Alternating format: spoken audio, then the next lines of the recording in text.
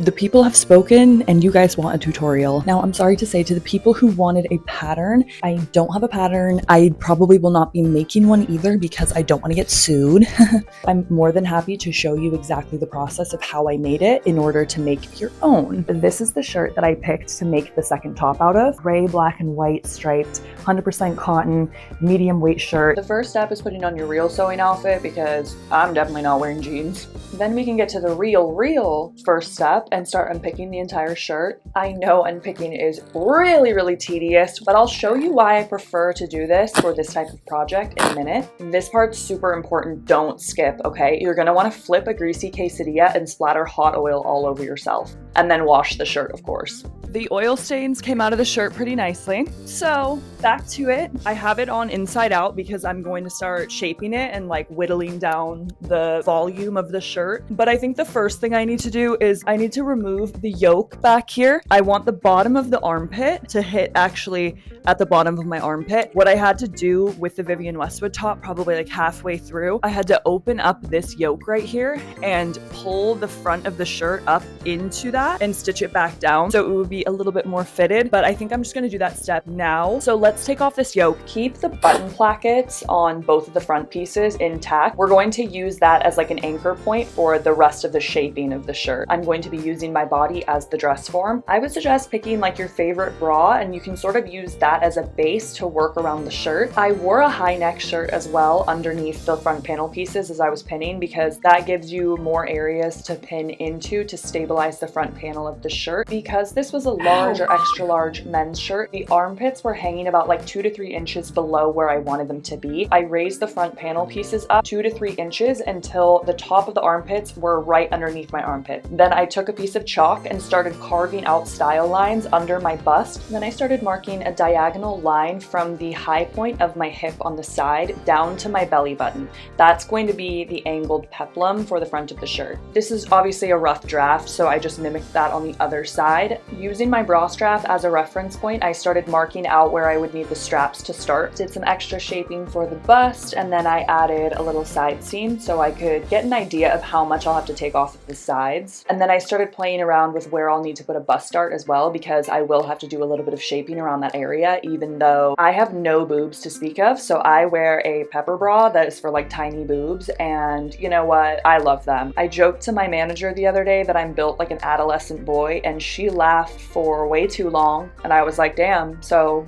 there's some truth to that then, huh? Reporting you to HR. Once my rough style lines were in place, I took the shirt off and put it on the cutting mat so I could start whittling away at the extra fabric on the shirt. Starting with the chest and neck area, I started marking out where I needed the straps to start, but we're not going to cut directly into those lines we made with the chalk right now. We're going to add seam allowance. Typically, I'll do around like 3/8 of an inch or 1/2 an inch. Here, I did around 1 inch of seam allowance just because you can always take away more later on, but you can't really add any more back. I'm cutting straight across right here just to open up the neckline, but we will be going back later and making an angled cut for the bust. I'm using this curved ruler to clean up the side seam for the waist and the hip. I'm just running it from the top of the armpit down to the bottom of the shirt and just making a new line with the chalk 1/2 inch over for seam allowance. Now we're getting to the reason why I prefer to unpick instead of cut, because I want all of these symmetrical reference points in order to make symmetrical adjustments to the shirt.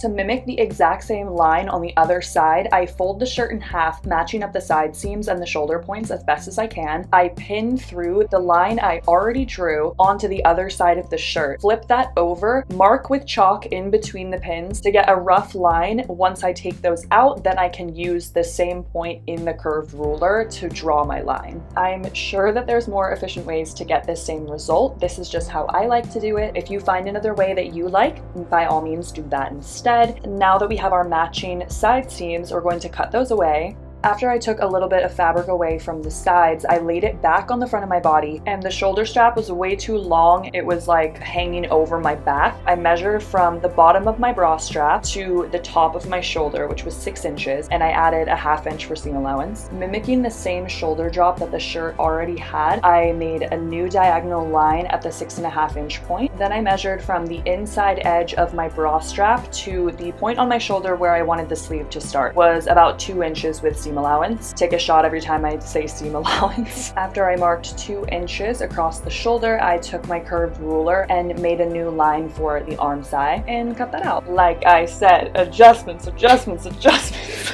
Put it back on your body and check your work. The waist was looking pretty good, so I left that alone for now, but then there was still way too much fabric by the armpit, so I started marking out with chalk where I wanted to cut again. Before I actually make any cuts, I'm going to add the bust dart. Because this is a men's shirt, there is no shaping around the tatas, obviously, we have to add that. I knew this one wasn't going to be correct. This is like my tester dart. The whole process for this shirt is really like trial and error. For the first one, I just took it on and off and on and off and on and off and kept making minor adjustments. What was really helpful for that whole process was just using like a basting stitch. So essentially longer stitch length, and I also didn't back tack at the beginning or end of the stitch. That makes it really easy to remove. If I make an adjustment and it ends up being incorrect, I can really easily take that stitch out and start over. It's just not good. It's like creating a pucker where there shouldn't be one. Instead of having it come like from the armpit, maybe a little bit lower. Finally figured that out. It took way too long. I think I sewed like 10 darts total until I got the shape right. No matter how much I practice and how much I sew, there are always a couple things in sewing that I have to reference tutorials from other people. So this was one of them. Check out this lady's page. Evelyn Wood has so many helpful tutorials, especially if you're starting out. Way more helpful than I can be. So I'll link that in the description. My mistake was that I was going too high of an angle. I was cutting into the actual arm side rather than like the bust part. Here is the bust dart on this side. It's nice and flat, like you can't see it if you're from the side, you can't really see it. I still need to press it and then adjust the armhole, obviously, because it's a little bit higher than it was before. Once I had the boob dart how I wanted on one side, I needed to copy that exact same dart on the other side. I folded it in half, matched up my reference points, and smoothed out the fabric, working my way into where the darts were. Then you have this little like fold of excess fabric. That's where the dart is going to be. Flipped the shirt over and stuck a pin through to the other side where the apex point is, aka the end of the dart near your nipple. Okay, once I have that pinned through, I flip it back over onto the side where I'm trying to mark the dart, mark the apex point, take all the pins out, lay that part flat, fold the dart, iron it flat, and use a ruler and chalk to draw out exactly where you need the dart to be so it's easier to sew. You're going to start from the outside, the largest part of the dart, and work your way into the apex point. My apex point is technically like around here. I'm gonna stop the dart at this point and then sort of taper it off.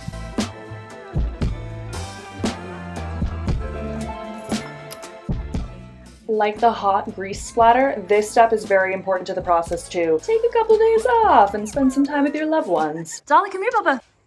Oh my gosh! Oh my fucking god, like for real.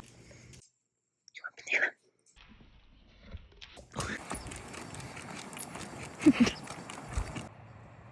You having fun?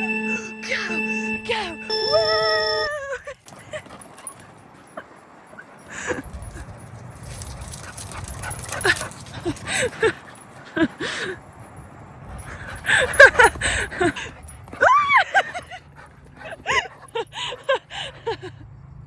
You're funny.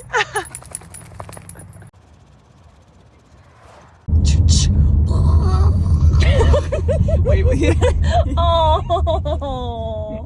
Hi, sweetie pie. Yum. Grazing by the river, you have a great life, baby.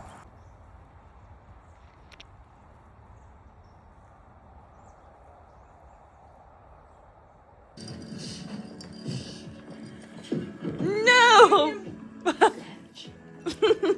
Give me Oh, thank you for those kisses. Hope you all had a lovely holiday season for 2025. Now let's get back into the project because we had a lot more to do. Here I just cut one side of the bottom peplum for the front and then matched it up on the other side, made the exact same cut. Now that the bust darts are situated, I can remove the extra material from the armpit. So I cut away the line that I previously made, did the same exact method, folded the piece in half, matching up the reference points so that it could all be symmetrical, and cut the other side of the armpit as well. Because we want the waist waist on this piece to be snatched for the gods. I'm adding 2 more buttons in between each pre-existing button for extra support. But that means we need to add some buttonholes. Did a bunch of math, but I was in remedial math in high school, so can't really attest to the accuracy of all of this. I took the distance between the pre-existing buttonholes, which for me was 7 millimeters. I subtracted the length of 2 buttonholes that I was going to add. 7 millimeters minus 3.4 millimeters left me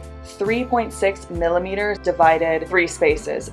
Are you following me? Probably not. Which meant that between each buttonhole that I was adding, I had to leave 1.2 millimeters of space. You will probably have to do your own calculations on your specific button up, or you don't have to be this methodical about it too. You can just add them. It really doesn't matter. Like if it's off by a couple millimeters, who is gonna notice? Me, I will notice on my own thing, so I did it this way. I didn't have the right color thread for the top stitching the buttonholes, so I moved on to reattaching the peplum to the bottom. I took the same pieces I cut off the bottom and laid them at an angle because I'm going to be reattaching them at this angle so that the pattern is slightly different and it opens up the button placket into sort of a V shape at the bottom. I cut the first one, then matched them up right sides facing and did the exact same cut on the other side. I unpicked a portion of the button placket on top and bottom pieces of the bodice so that I could unravel the button placket and lay it flat. That way, after I stitch it down, I can fold it back again where it was. And then the seam that I just made won't be visible from the angled like V cutout button placket situation.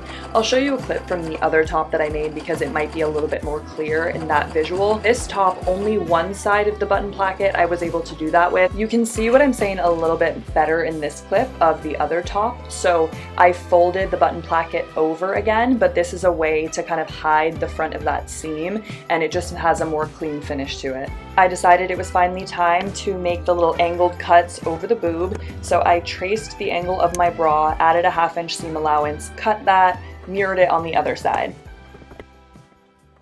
Okay, so this is the pattern piece that I have sketched out for the back. I just took the back of the shirt, folded it in half, matched up like the side seams, the armpit and everything, so that it would be as even as possible, and just started marking out where I think I need to cut the back piece.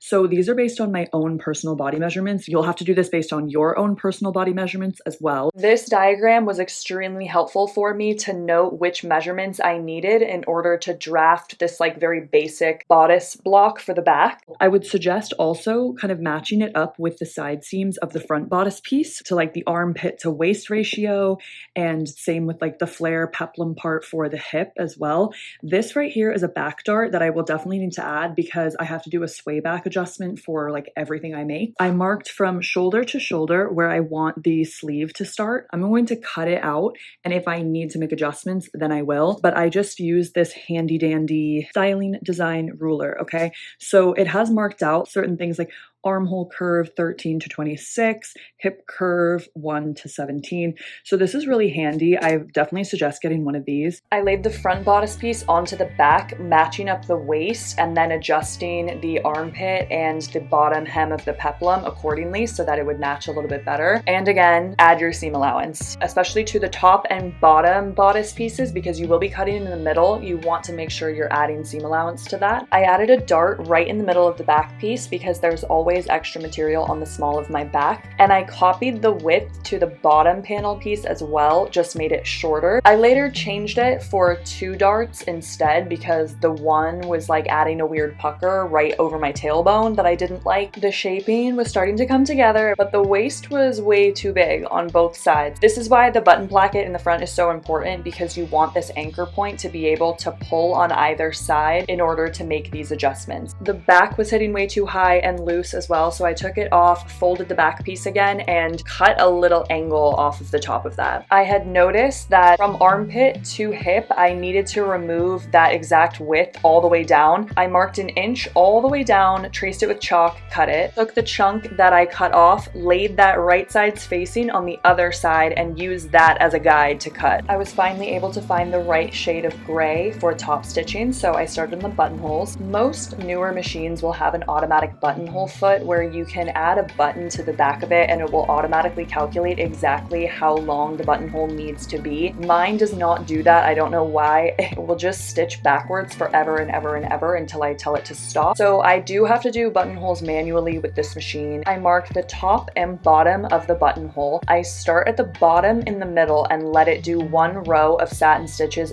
backwards until I hit the top of the buttonhole. Then I press my reverse button and it switches over to the right side of the satin stitches, which will stitch down towards me. Then I hit the reverse button again and it will do like the final stitches to end the buttonhole. Then really carefully cut the hole open with your seam ripper. I button the shirt back up and draw through the buttonhole top to bottom onto the other part of the button placket so that it marks exactly where I need to stitch each button. I really do not like using my machine to stitch on buttons, so I always do this by hand, yet I'm not good at it. You would think after sewing so many buttons on, I would be good at it. I'm not, so I can find a good tutorial and reference that for you if you need it, but I'm just not the one. I'm sorry, I never can do this well. I used a long stitch length, like basting stitch, to attach the front and back pieces together because I wanted to see how the fit was looking, specifically how the buttons were working. If they were lined up correctly with the buttonholes, then everything would be laying pretty flat. I was pretty satisfied with how it was looking, so I decided to start on the triangle fold over pieces for the boobs. I make the little pattern for that in the same way that I make the pattern for the facing that I will use in order to finish the neckline. I put a piece of paper inside the shirt and lay the bodice on top of it, flat as I can get it, trace around the button placket, around the angle for the boob, up the strap, find the midpoint of the boob angle part and draw a line straight down. Decide how long you want the triangle point to be and then connect the lines from there. Before I cut the pattern piece out, I like to lay it on top of the bodice and fold at the angles so that I can kind of get a vision of like how big it will be and if it will be proportional and the right angle. Decided this one just wasn't it. I wanted it to be a little bit longer and spread out across my chest more. And this is completely dependent on preference, so you can play around with it. I just do it with like a piece of printer paper, and after I'm happy with the shape, I add my seam allowance and cut it. I use the two yoke pieces that I detached from the back and set aside before, which ended up being the perfect size and angle that I was looking for these particular pieces. I was trying to be very intentional with my pattern matching and how I laid out certain pieces to cut them. The bodice piece itself is vertical striped. I wanted these triangle pieces to have a little bit of a skewed pattern for the stripes. I cut 4 pieces total because I'm going to put 2 pieces right sides together, sew along 2 of the edges, leave 1 open so I can flip it inside out. That way the triangle will have a really nice finish edge. To achieve a really crisp pointed edge when you're sewing and you like turn it inside out, you actually don't want to sew a triangle. You want to sew down one side, pivot, do 1 stitch at like a 90-degree angle, and then pivot again, stitch the rest. I don't know why, but that's like what works, so that's what I do. Trim the seam allowance on the tip so that you're removing bulk from the corner. Then take it to the ironing board and press it till it's flat and crispy like my hair in middle school after I straightened the fuck out of it. Stitch that down onto the bodice. I did 1 top stitch and then I did another like 3/4 of an inch away. Stitch that down again so it was very secure. I wanted to work on the little upper lapel pieces for like above the boobs, you know, like on the straps. So I detached the collar from the collar stand, fold the collar in half and cut it. This will make it way easier to access the stitching to remove all the top stitching because we want to turn this inside out and have full access to... Don't make me drink alone. Oh my god, I was gonna say the innards. No. Anyways, once you flip that inside out, I'm going to take my ruler from the sharp corner to the edge, right where the seam allowance starts. Don't stitch into the seam allowance, stitch right up to it. Trim the excess, turn it inside out, press it really flat. I'm taking one of the whole sleeves or the bias tape I'm trying to make, and one of these cutting mats is really helpful because it gives you a 45-degree angle. I'm centering the stripes as straight as I can get them and angling the 45-degree angle I'm going to cut right above the button placket so that I can kind of get rid of that chunk. Everything from here up, I can cut into 1-inch strips. You don't have to cut nearly this many strips, probably. I did, and I sewed them all, and my thing ended up being like 7 yards. It's so long. It does not need to be that long. Keep making sure that you're cutting everything at the right angle and that you're on the right side of the fabric as well. If you do the angled cut you think you're supposed to on the wrong side of fabric, it's actually the opposite of what you need, and you'll end up having to cut an opposite 45-degree angle to still use that strip, but you're losing out on a lot of material. I did the same thing for the original top, which was make double fold bias tape out of 1-inch strips. Once I fold everything together, it will be a 1/4-inch tie. And the last one, I used a pin on the ironing board to feed my bias tape through. And people on TikTok and Instagram loved that trick. My grandma saw that and gifted me some bias tape makers, so I wanted to test them out. If you have some sort of foot with like a little metal plate in the middle, like this is a Spanish hem foot, I love this foot. Couldn't recommend it enough. I use it in like every single project because it's really good for edge stitching for a consistent stitch.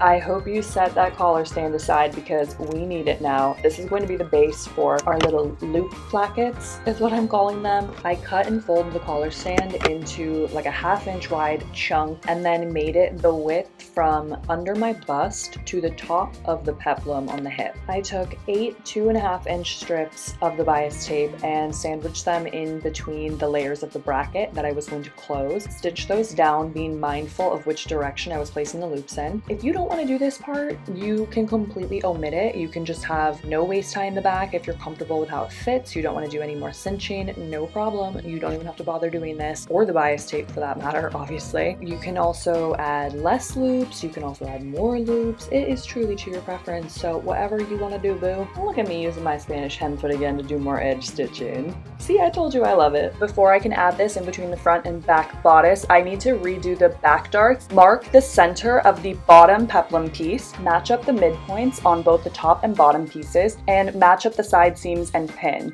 So now you're going to work from the center out and then from the side seams in, and you should have a bunch of fabric on either side of the lower back where you're going to gather that fabric, press it, sew it, and those will be your 2 new back darts. If your back piece fits properly, you don't have to mess around with this. You can totally just skip ahead to the next step, but this is why I suggest doing longer stitch lengths before you decide if the fit is exactly how you want it, so that you can more easily make these adjustments. But at this point, I am attaching pieces with the intention of keeping them together, so I'm shortening the stitch length. Here I'm stitching the bottom and top back pieces together so that I can attach them to the front. I'm using my serger here to do an overlocking stitch on the edges. This trims the seam allowance and then does a stitch on the edge so that the fabric doesn't fray. If you don't have a serger, it's not a problem. You can definitely do a stitch like this on your sewing machine. You just have to be a little bit more patient because it's not as fast. An overlocking stitch on the sewing machine will typically look something like this. I can finally close up the front and back bodice pieces and sandwich the little loop brackets that we made in between. You're going to point the loops towards the center of the back. I'm using a 1/2-inch seam allowance for the side seams here, and this is specifically why I made the little loop brackets a 1/2-inch wide, so that when I match them up on the edge of the bodice piece and when I stitch the 1/2-inch seam allowance, I'm just catching right where the loops start. That way, when we turn it inside out, you'll only see the loops sticking out, not the actual bracket. That will be completely sandwiched and hidden in the seam allowance. I'm serging the side seams to clean them up, which will actually further cement those loop brackets in place. Again, you can do this on the sewing machine as well. I'm top stitching the button placket back in place because I removed those stitches in order to stitch the top and bottom of the front pieces together. Do y'all even remember that at this point? We've done so much since then. I was waiting until I had everything serged and pressed flat to add this last buttonhole at the very bottom of the button placket where the 2 peplum parts will meet in the front. So I added that. I swear I recorded me doing the facing pattern for this shirt, but I don't know where it is. I have no idea. But luckily I have the footage from the last video, so I'll include that here. Basically the same process of how I made that little triangle fold over piece for the bust. Just put a piece of paper underneath, lay the part you're trying to trace on top of the paper, making sure it's as flat as you could possibly get it. I traced the little buttonhole placket on the side, the boob angle up the strap, including the shoulder seam as well. You want to do the same thing for the other side of the bodice and the back too. And since it's just a facing and not a lining, you don't have to fully trace the entire piece. You can just do a couple inches. For this new top, I just marked 1.5 inches all around the line that I traced, so that will be the facing part. And doing this is not even necessary, okay? This is just how I prefer to finish the neckline, so there's no visible stitches. But if you're more of a beginner and you don't want to figure out how to do this facing, that's totally fine too. Whether you want to do just an overlocking stitch around the neckline and then fold that edge in like 3/4 of an inch, 1/2 inch, whatever, press it down and top stitch it, you can totally do that as well. So I had 2 front facing pieces and a back piece. I connected those at the shoulder seams. Since the bottom edge of the facing all around will be exposed, I did an overlocking stitch on the serger as well so that that part won't fray. You don't have to do the same thing around the neckline because we're going to be stitching that and turning the facing inside out. I sewed the facing to the neckline all around. Before I turn the facing inside out, I do clip into the seam allowance at the corners, making sure not to cut into the stitches. This will just help you have a nice crisp edge when you turn the facing around. Before you fold the facing towards the inside of the shirt and press it, you can either serge that extra seam allowance off or do an overlocking stitch on your sewing machine. I pressed the facing really well around the entire neckline. When I got to the fold over pieces, I decided to fold the facing underneath the exposed edge so that it wouldn't ever come up while I was wearing it. I wrapped it once underneath and then folded it over again. Stitched that down twice underneath the triangle so that stitch will be completely hidden. I would suggest marking just what will be hidden by the triangle as you're wearing it. I marked with pins that area that will be hidden by the triangle and stitched there. This part isn't super necessary either, but I think it looks really nice in the final product. I sandwiched some iron-on hem tape between the bodice piece and the facing, iron it really well, peel that away, iron it again so that the fabric is stuck together and it will be laying completely flat.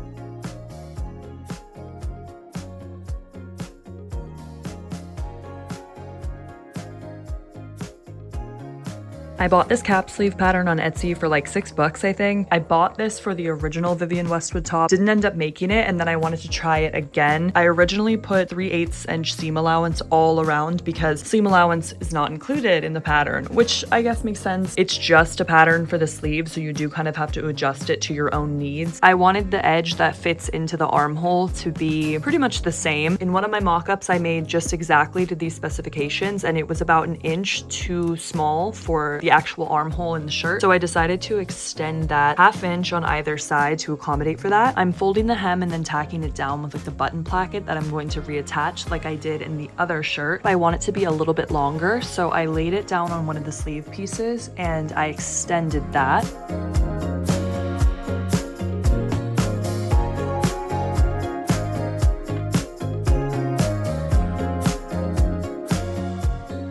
I don't know why I didn't think of this with the top that I made before. I just rolled the cuff a couple times and tacked it down with this button placket thing. And I think that worked really well with this one because the fabric inside and out is the same. For this one, the fabric is a little bit different on the inside. What? Dark-sided! She is dark-sided too! Now I'm looking at it and it's a little bit distracting to me. I don't really think I like that. I think my new plan of action is to actually shorten the sleeves again, do like a nice tailored finish on the edge. Yeah, like a fool, I took off the extra that I added to the pattern, but that's okay, we can always change our mind. I matched up the side seams of the sleeve and stitched them together. Then I did a flat felled seam for the inside. I took it to the ironing board and did a double rolled hem for the edge. I actually don't like the stitching on the edge.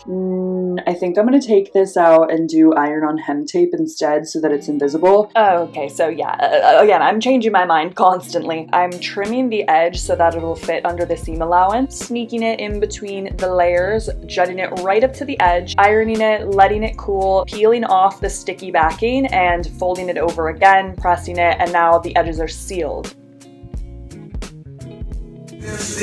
Wow. To add the sleeve to the bodice, you're going to turn the bodice inside out. Keep the sleeve right sides out. You're going to put the sleeve inside the hole, and you want the right sides of the fabric facing so that when you turn it out, everything looks good. Like most sleeve patterns, there is a front and a back of the sleeve. The front will have just a little bit less fabric, so be mindful of which one you're putting where. Put the sleeve inside the sleeve hole, matching up the side seam of the sleeve with the side seam of the bodice, and pin all around. To sew the sleeve, I start at the side seam and work my way all around until I knit back to the side seam. If you can remove, like there's usually a detachable sort of like base plate for the machine where they hold like the bobbins and different tools, remove that so you have a smaller surface where you can maneuver the sleeve and turn it around the machine to stitch it much easier. I took it to the serger, serged those edges so they were all sealed up. Sleeves are done! I actually did an overlocking stitch on my machine for this one. I'm just sealing up the edges of those like side lapels that we made before because again, you don't want the edges to fray, and we're about to stitch this onto the bodice, which means we're almost done. I laid this little lapel piece underneath the strap because all we're going to do is just top stitch this on and fold it back over where we're stitching. So I just snuck that underneath the strap. I made sure to line up the bottom of this lapel with the top of the triangle fold over piece so that they look sort of connected, and I didn't want it to be lumpy when I was stitching, so I did a basting stitch to hold this in place.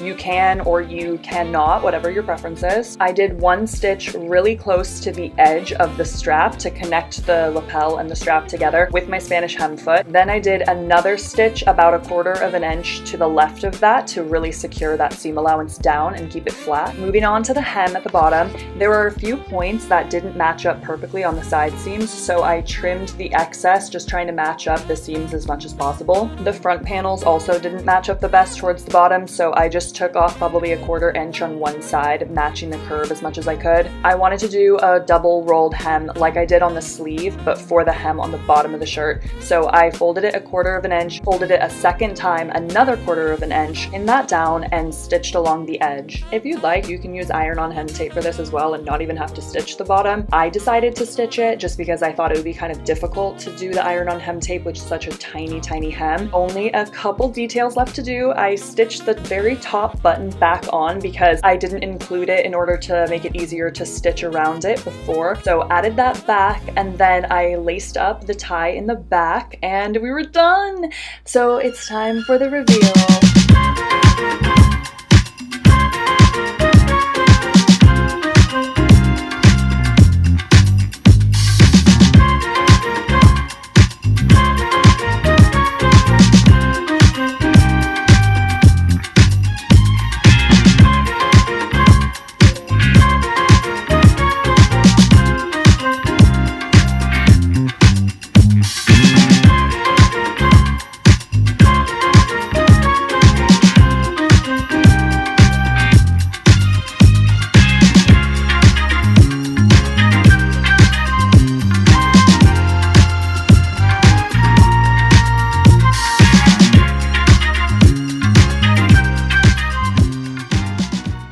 Pretty wide range of prices for these on the internet, so I don't really know. I'm just gonna guess an average of like 1,000-ish, maybe a little less, maybe a little more. I only needed to purchase a couple materials to make this. This is what all the materials cost, leading to a grand total of $15.99. It's done! Yay! I'm actually pleasantly surprised at how close I was able to get these two. There are like minor differences. The shape of the little triangle things are a little bit different. The sleeves are a little bit different. That was because the inside of the sleeves on this one were just going to be too like in your face obvious. The shape of the peplum is a little bit different too. This part is just shorter. The one on the original is definitely a little bit wider. The thing that I would change about this one, okay.